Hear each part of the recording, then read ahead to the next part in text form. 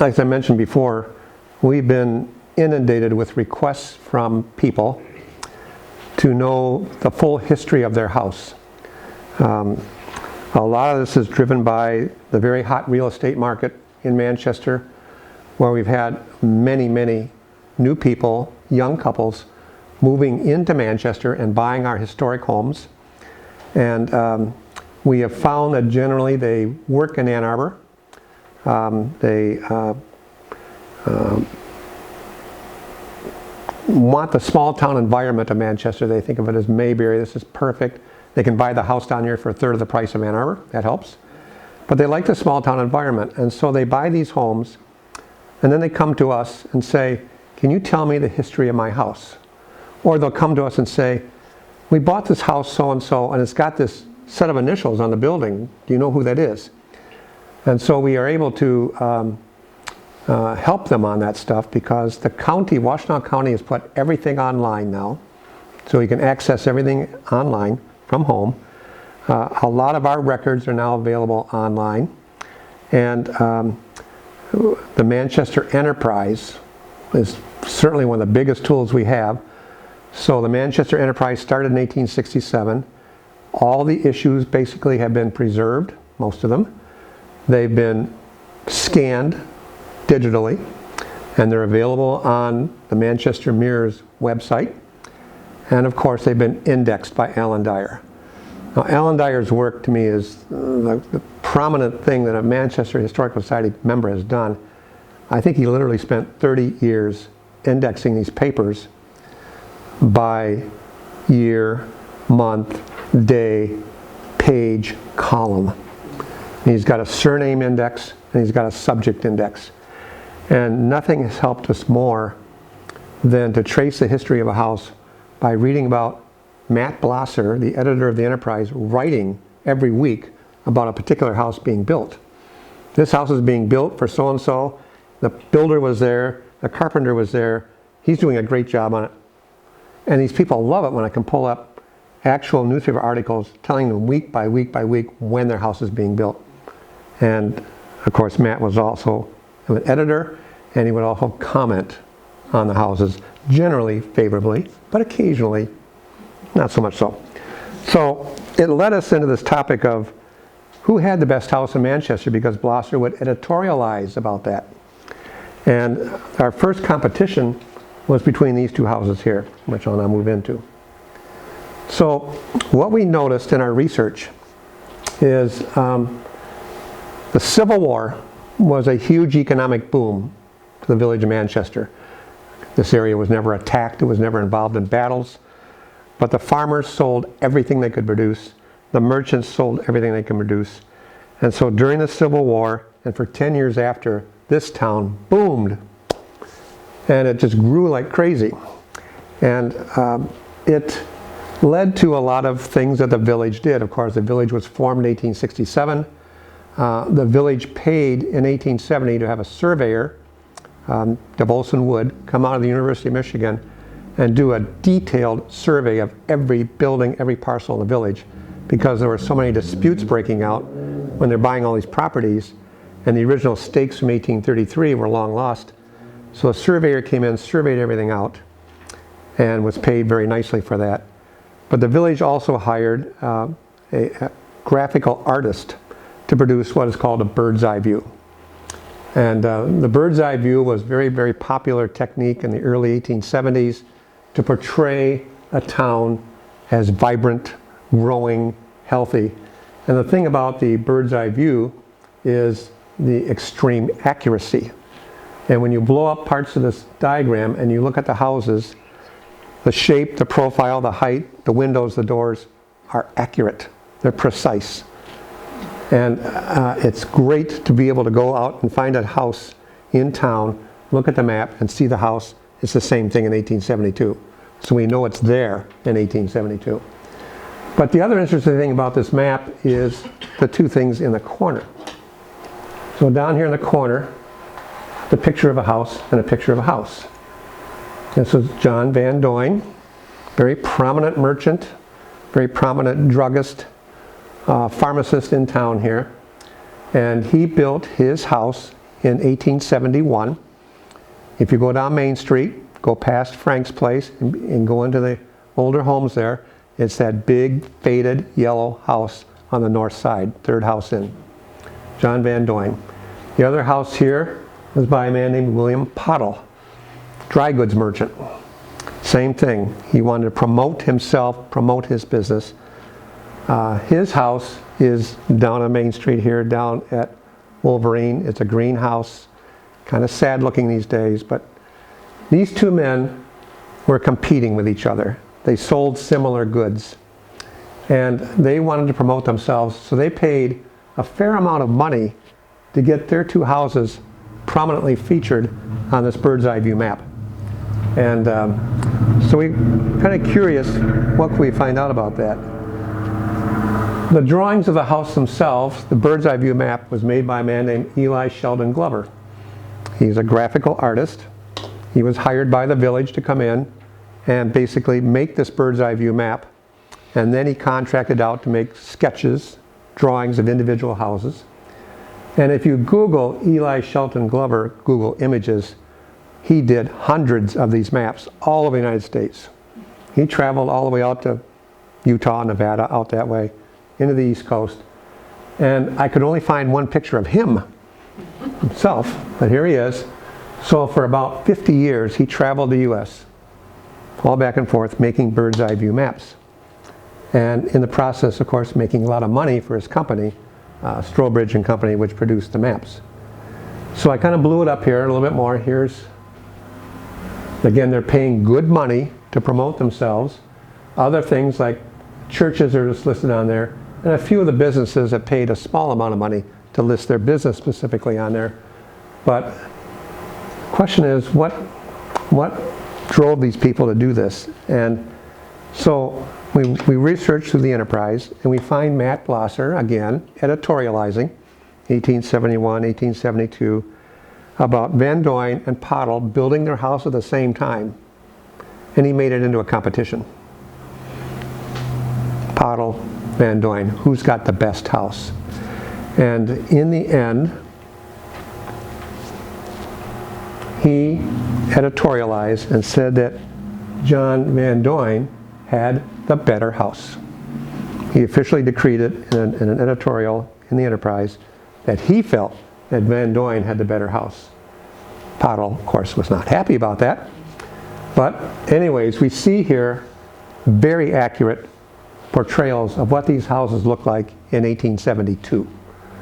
And of course, they always show women elegantly dressed walking in the house, no carts going by. There's no garbage or anything around. It's perfect. Everything is perfect on these houses. And it was kind of interesting to compare them to today. Here, I just made this a little bit larger in the sense that Pottle's residence was there. But here's Pottle's house today. You probably all recognize this. Go down Main Street, a couple of blocks down. Here it is, still there. The tower is kind of leaning. You wonder how it survived all these years, but it's there. We researched Pottle a bit. He was very prominent all through the 1870s, but by the mid-1880s, he moved to Arkansas. So we don't know what happened there, but that was considered the second best house in Manchester at the time. And here's a picture of Pottle himself. We found that. And we're able to do research on Pottle and get more about him, but he ended up in Arkansas and he died there in 1890 or something like that. So we're not sure, without doing more research in the enterprise, what happened.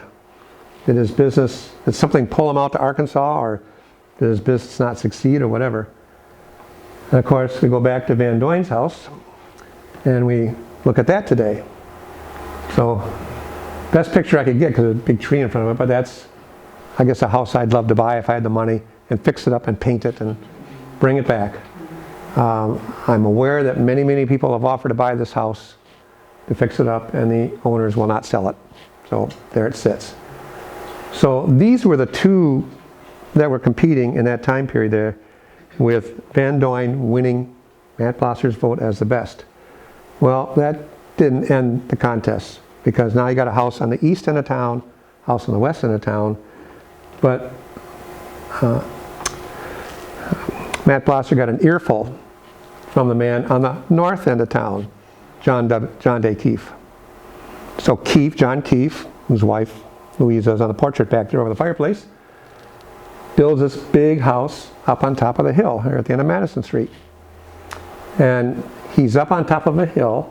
It's kind of hard to tell nowadays that the house has changed a bit. A lot of foliage is built up there. It's not looking very good. But he was up high. He could look down on the village from his spot up high. And he says, what about me? You know, I've been here since the 1830s and I built this big house on top of the hill. What about me? So Blosser says, it's in competition, okay?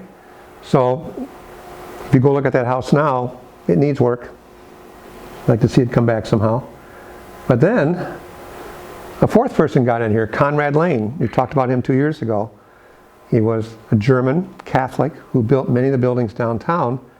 And he pipes in. He says, what about my house on the south end of town?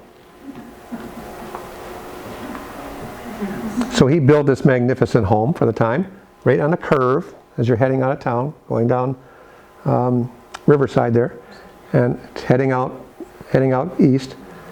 House just sold, or it's under contract, I guess, right now, but he got in the battle too. So he got east, west, north, south. They're competing with each other as who has the best house.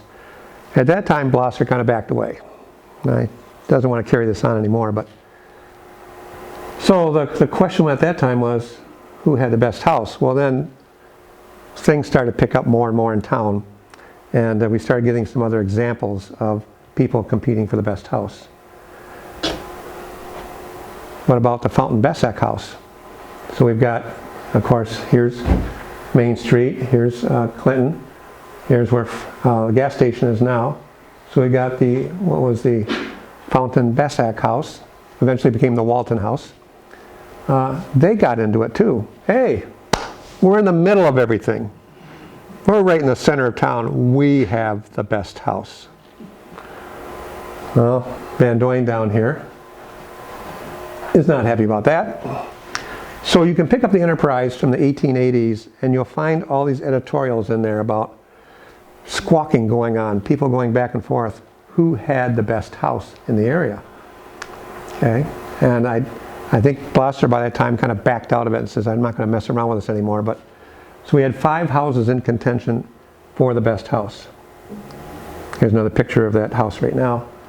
And again, that's one I love to invest in and bring it back up and get back on the market. But very, very famous house. The bottom part of it is 1842, and this was added later on.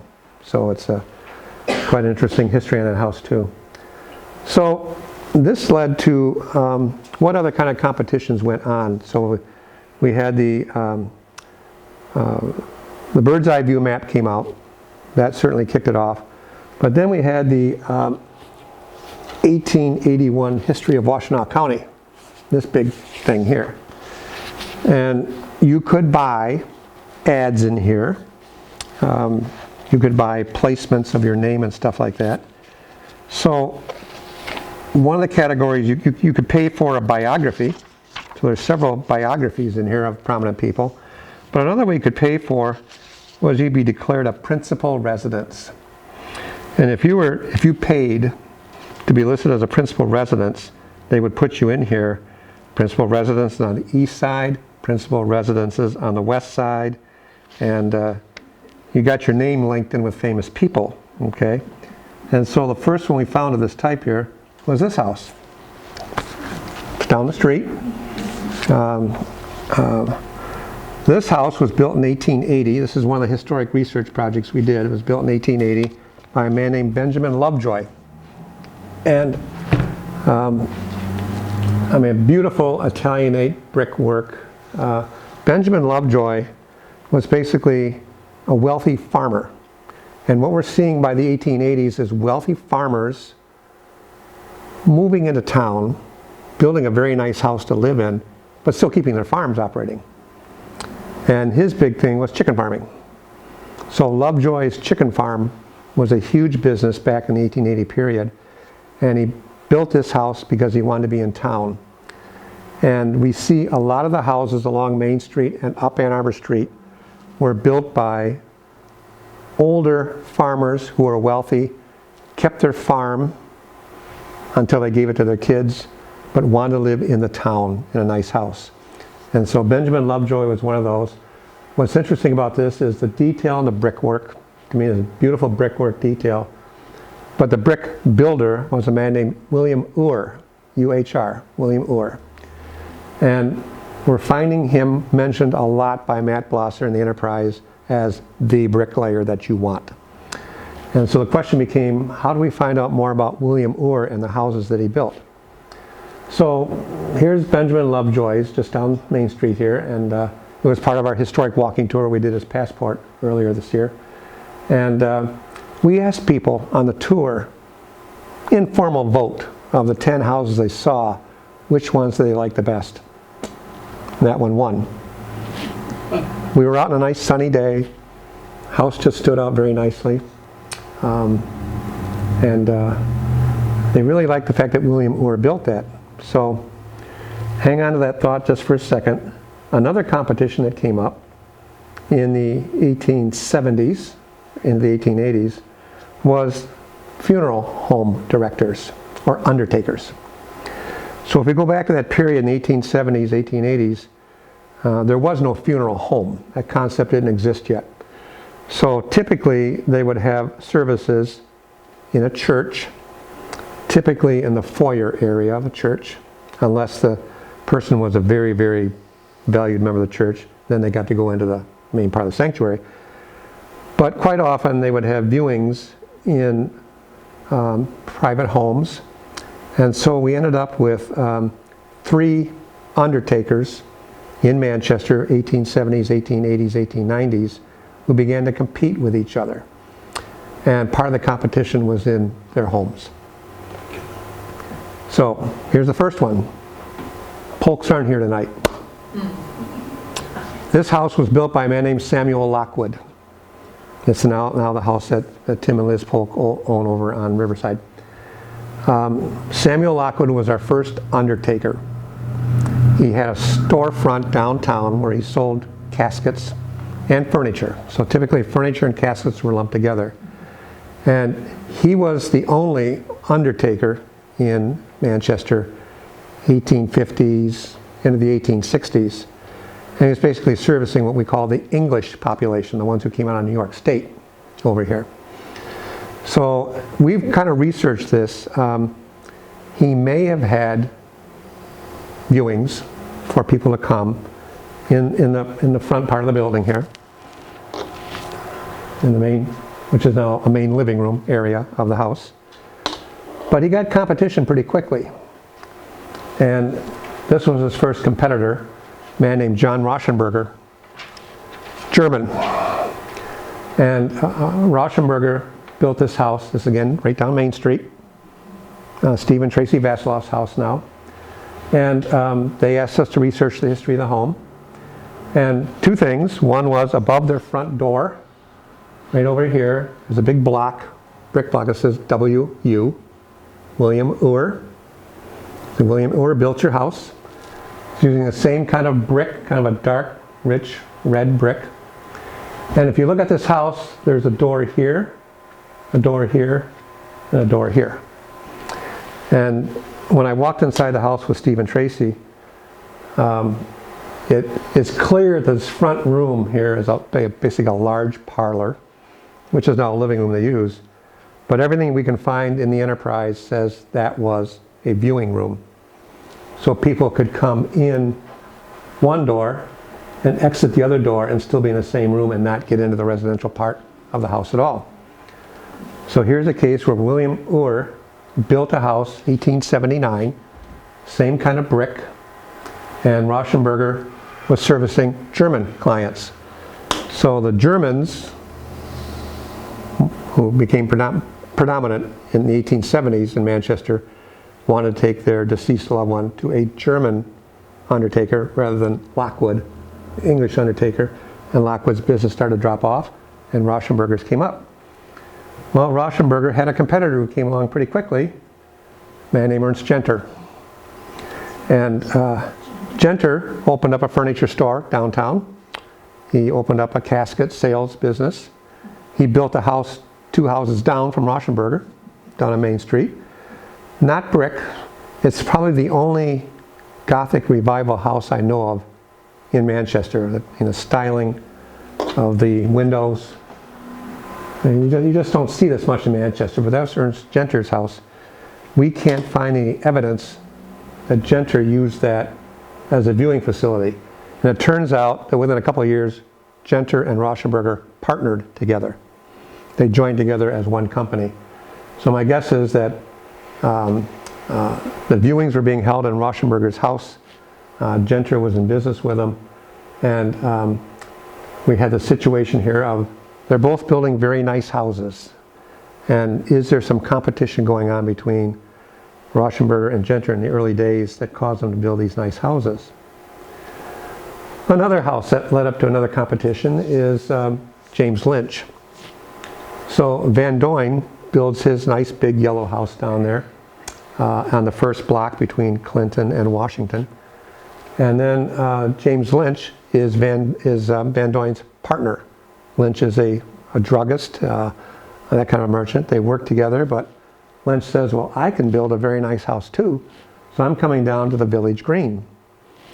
And what was happening in the Village Green was there were still a lot of vacant lots in there, but just like on the east end of Main Street, these nice houses were replacing cheap, small wooden houses built back in the 1830s, 1840s. If you look at some of the earlier maps, Lynch had one of the few remaining empty lots left when he built this house. And what was sitting outside here when he was building his house, right over in this part of the green, was the village lockup, the jail. So the township at that time had built a jail on the Village Green, and Blosser went nuts. And he editorialized constantly against the jail being there and told all sorts of stories of people breaking out and trouble and honoring. So when Lynch was going to build his house, the first thing he said to the village was, I want that lockup gone. And they took it out. And Matt Blosser had this big headline, Lynch wins, village is defeated, a nice magnificent home, and the lockup thing was gone. So now we got competition on the Village Green. Okay, it's the next place to be down the street. So next one we have is James Goodyear. This one right here. So this picture was taken, here's the Fargo house, which is an 1834 house. Here's James Goodyear. He builds this nice, beautiful Victorian home. There's the Baptist church that got torn down. There's another house there now. But there was a lot of this going on where, in this case, James Goodyear buys the old crummy house that's there and builds a magnificent house. So we started having competition between Goodyear, a man named Dr. Klopfenstein was down here. This one was torn down and the church was torn down, another house was put there. So we have a second round of competition going on in the 1890s where people are rebuilding the Village Green, trying to outdo each other in terms of what would be a nice house to put in there. And so the Goodyear house, oh, I'm sorry, this is an ad. This is what Goodyear's ad looked like. I always liked his ads. He sold watches, clocks, and fancy goods, and toys and stationery, law blanks, whatever that is. Silver jewelry. I always loved his ads because they're always very quirky ads he put on there. But he did very good, and of course he built the Goodyear block farther down the street eventually, which is where the River Raisin Mercantile is right now. So we see a lot of competition on the Village Green as we have the best houses. Here's a photograph today of the Goodyear house, which is owned by Mike Austin. And it's interesting to see Matt Blosser follow along with these constructions that the merchants are building these beautiful homes on the Village Green, which is what John Gilbert wanted.